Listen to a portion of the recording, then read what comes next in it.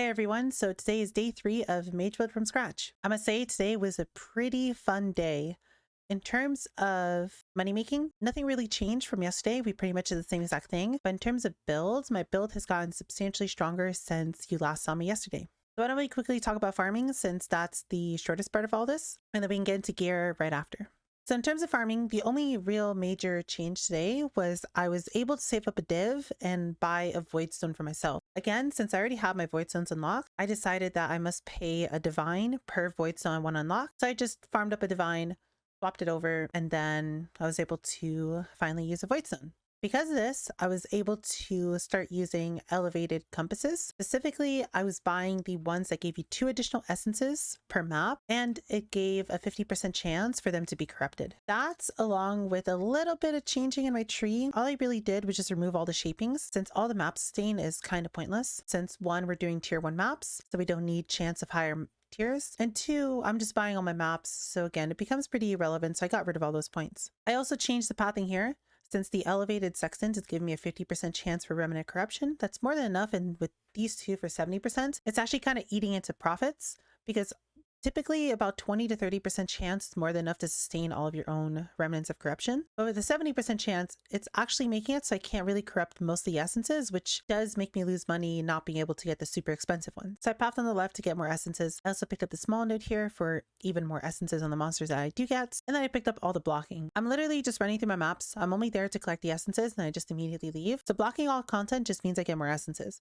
At the final few points I had, I decided to pick up shrines. Now these shrines are actually really sick. Whenever I get a speed shrine with all of the changes I made to my build, I can go extremely fast now, which makes these maps super fast. With all these changes, I am making about 2.5 div per hour right now, which honestly is more than enough given the amount of investments that the strategy currently is taking. My current plans is to do this for a little bit of tomorrow, make a little bit more money. There's one more thing I want to buy before I move on to a different strategy. In terms of gear, how about we talk about that? A massive amount of change has happened since you last saw me. So the most important thing that we should talk about first is we are able to fit in Calm Spirit, which effectively gives me permanent berserk. What these do is they make your life regen not work, but instead for every 100 regen you were supposed to have, you instead generate 1 rage per second. So if we look at my rage here, if I use berserk, as you can see, sometimes it blips a little bit up. That is my regen keeping up with the cost of berserk. And then once it's over, as you can see, my regen slowly goes up. Now, since all life regen applies to this, that means Enduring Cry, which gives me a lot of regen per second, if I turn it on, boom, I just immediately get a giant burst of rage. Some people are asking, why don't I go the permanent berserk setup with a Immortal Flesh, which is quote unquote permanent, as in it gives you really high uptime, since Immortal Flesh has 400 regen, which is 4 rage per second when fully qualityed. And my reason for it being is my resistances are a little bit tough to fix right now, especially since I'm equipping a Pharaoh's Fur, I have an Abysses, and my only real pieces for resistances are my jewelry, my boots, and my belt. So I wouldn't really be able to deal with the negative 15 all res that a Immortal Flesh gives, but I have something that's going to do pretty decent. So instead, what I have is I have an Arrogance and a Vitality. I'm going to be leveling this Vitality all the way to level 11. At level 11, it will be just enough regen with these boots to put me at 3 rage per second, which should be more than enough. And if I really want more, I can fit in Immortal Flesh later. But I feel like just a 3 rage per second plus Enduring Cry should be more than enough to make it feel pretty comfy. On top of that, I also got a new belt. So this belt was simply just me looking for a Stygian. I went and got all my old gear just so we can compare what it looks like. So these were the gloves I was using before, which had quite a lot of resistances on it. Because I wanted to fit in Calm Spirit, that meant we have to make up a lot of these resistances back. I was using Belt of the Deceiver, which was doing a very good job, but the problem with this is it doesn't really have any resistances and the life kind of sucks on it. So I replaced it with a Stygian. Now the Stygian isn't the best, but what I was looking for on the Stygian was a very high resistance, which I then harvest crafted over to lightning res, some life, and most importantly, intelligence. This 1 intelligence roll gives me more than enough intelligence to put on any single gem I want.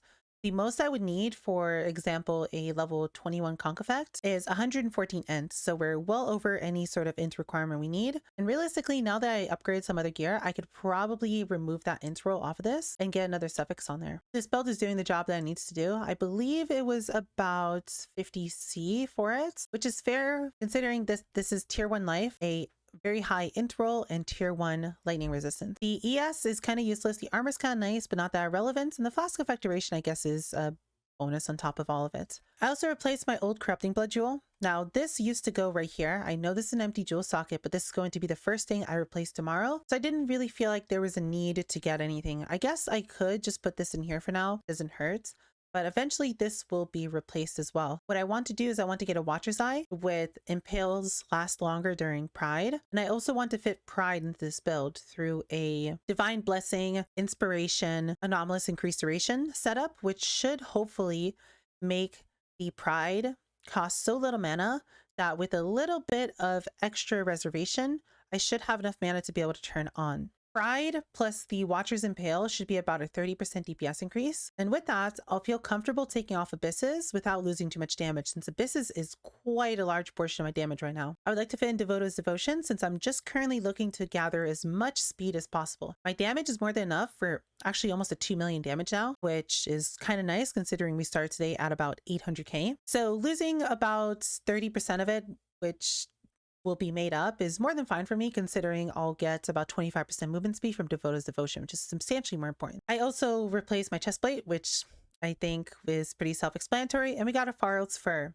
Now, I really like Farrell's Fur for this build since it's a very easy way to generate frenzy charges, and since we're still lacking on crit, it's giving us free power charges. The reason for that being, whenever we get Cat Stealth, we gain our maximum frenzy and power charges. Now, Cat Stealth is one of 2 sides of Aspect of the Cat, which is a aura that we can put on any of our gear. What this does is, as you can see, it swaps between 2 stances. It's swapping between agility and stealth. One gives us attack and cast speed, and the other one gives us a large amount of crit chance and some chance to avoid damage. With a less duration socketed into a unset ring where this is on, that less duration can affect the Aspect of the Cat, which makes it flip-flop faster, which means we'll always have charge generation, which is quite nice to have. I also ended up replacing my amulets and a ring. I replaced my ring because I needed a open suffix somewhere, and I couldn't do it here because I needed resistance. I couldn't do it here because this ring was still too good to replace. I needed the dexterity and I needed the accuracy rating, and I still needed the resistance. So no matter what new ring I would have gotten, those 3 suffixes would have still been locked exactly how they are now. I'll eventually be able to replace this once I get Devoto's Devotion, since Devoto has 60 dexterity on it, which should completely take over this dex roll on here, even when we account for the 20 that we lose from the Abysses. I was lucky with this ring to get a Elrond's reduced mana cost veil on it, which is really nice. This must have been some ring that someone unveiled and crafted life onto. It has 2 decent resistances and a open suffix. All I was looking for was decent life, a little bit of res, open suffix on unset ring. There weren't many options. I'm really glad I found one with reduced channeling on it so I can still maintain my cyclone. For my amulets, this gave me such a headache today. There was a really sick amulet I wanted with tier 2 his damage to attacks on it, which also had lightning resistance on it and some other really nice stats. But unfortunately, the guy just didn't want to trade me. I messaged him. I saw he was in the map because I did /whois. Then I kept /whois-ing him to see what he was doing. I messaged him again when he was in his hideout, and he immediately went to a map. This guy had that amulet up for sale for about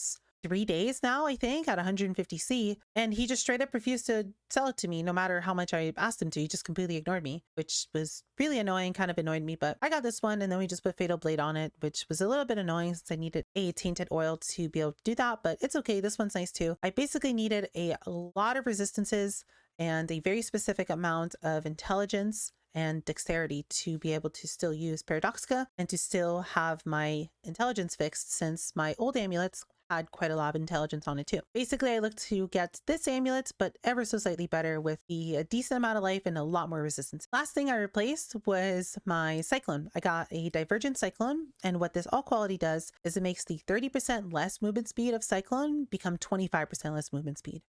When you look at all the math behind this, this effectively gives me an additional 13% movement speed while I'm cycloning, which is quite a lot. A lot of people ask me, Allie, why don't you run Stampede? Well, with our current setup, with Berserk, with Divergent Cyclone, with all my flasks up, I am actually like 20% faster than I would be with Stampede. So while Stampede might have been good for yesterday, I am now scaling movement speed so much that I just straight up move faster doing my Cyclone than I would with Stampede. And because I eventually want to get an All's amulet with haste so I can fit a permanent haste in my build, and I want to run Devoto's Devotion for another 25% movement speed. I have so many more layers of movement speed I want to stack in this build that Stampede just makes absolutely no sense. And I don't want to build my build around it. I already have a lot of very limiting uniques that's reducing my ability to scale resistances in this build. I didn't want to also have Stampede, which also has just absolutely horrible stats on it, making me get res capped through a belt, 2 rings, and amulet. That would have been way too hard on a small budget. One more thing to mention, I also ended up dropping melee physical damage for close combat, since close combat is ever so slightly better in terms of DPS. My plan for tomorrow is to get 20/20 quality gems everywhere, as I'm missing quite a few percent of damage. So for example, 20% quality brutality is another 2%. 20% quality conk effect is like another 1%. I'm basically missing 5% damage from having my auras not be qualityed, so I'll pay for that tomorrow. If you want to look at my stash tab, I'm currently ending day 3 with 500 raw chaos and an absolutely stupid amount of mausoleums. This is what we will be doing tomorrow. My plan is to go through all these mausoleums. I think I went through about 100 or so today. My plan is to go through these 72 in here and then the other 25 or so in my inventory. As soon as I'm done with these, I'm going to move on to tier 16 farming. I'm not exactly sure what that's going to look like. I know I want blight involved. I know I still want to do essences. I'm not sure what the rest of it might be. I think it's just going to be something as simple as essences, blight in maps, and some shrines for some more movement speed. My blight strategy is going to be the exact one I used at the start of the season. If you want to know more about that, I do have a full video from about 4 weeks ago on the strategy. I think it's called Week 1 Blight is Insane or something like that. If you're interested in the strategy itself, it's pretty self-explanatory. We're just doing blights, and then we're going to be selling maps, and then we're going to be extracting golden and silver oils from jewelry and selling those as well. That's pretty much it for gear and for changes. Today was a pretty simple day in terms of what I did. I basically just farmed all day, got a bit more money, and then spend it all on some really big upgrades and doubled my damage. Tomorrow, as I said, I want Devotos. I want to get a Impale Watchers. I want to fit in Pride. And then we'll move on to tier 16. I think today my total was, since a few people asked, I think today I made about 15 div, 20 div or so. It was not a bad day, substantially more than yesterday. Yesterday we only made like 2 div. So we're definitely ramping. Tomorrow my plan might be to make 30 to 40 div, and then we'll just keep ramping from there. I'm looking after tomorrow to maybe start doing a strategy that's making me anywhere between 5 to 7 div. So we should be making even more money per day. Our money should be ramping pretty quickly. As always, if you want to see a path of building of this, there'll be one for exactly what my character looks like at the end of day 3. And as we did yesterday, I'm going to do another map just so you guys can see what my character looks like now. This map is going to be something. Since we're now a shrine build, if I can get the correct shrine, we're going to be able to go extremely fast through this map. It's going to be very fun. So I left click at the start to have Enduring Cry generate me some rage. I turn on Berserk and I just run. I'm looking to kill like 1 or 2 monsters so my flasks are going, and I'm just leap slamming through the whole thing. I don't need to kill a single mob. All I'm doing is I'm cycloning to get my leech going again if I run out of leech, and then we just simply run through and look for our essences. With leap slam, I'm now substantially faster, which is making this go by a lot faster. I think last time I did a map in about 40 seconds. I did have to sit here and explain it a little bit, so I wasn't fully focused the whole time. But I think that was what, maybe a 15-20 second map at most. I didn't have a compass on there, so we only did 1 essence, but unfortunately I don't have one on hand to show what that would look like. But we would just simply ran through the whole thing, found our 3 essences, and immediately walked out. I'm pretty sure even with me having to kill 3 essence monsters, I'm doing each map in about 30 to 40 seconds, which is just about as fast as I was doing it yesterday. But now I'm killing 3 times the amount of essences per map, so I'm going substantially faster. So as you saw, that was basically a leap slam demonstration of me running through the map. Some people were making fun of my build in Twitch chat, saying that I have now turned into a leap slam build and I sometimes have a blue circle around me, which I feel like is very accurate of exactly what our build is now. I know I can go even faster. I want to eventually save for a phantasmal leap slam, which is about 2 div, but the phantasmal leap slam, instead of stun duration, is going to give me increased attack speed with leap slam so we can go even faster. And that should be pretty fun to get. But right now it's kind of hard to justify 2 div for just a very small movement speed increase. That's it for day 2. I'm sorry that the mapping showcase was not anything exciting. We kind of have min-maxed essence farming as much as I can. I'm hoping tomorrow to be doing blight mapping so I can do a showcase of that, and that should be more interesting to showcase how blight map goes with some essences and whatnot. Should be fun. It also change scenery since we'll be doing Toxic Series. I appreciate all the support on this series so far from everyone. If you want to see this live for yourself, I'm going to be streaming this every day on Twitch until we're done. And if not, I hope to see you tomorrow for the day 4 recap. I hope you have a wonderful day, and I'll see you in the next video.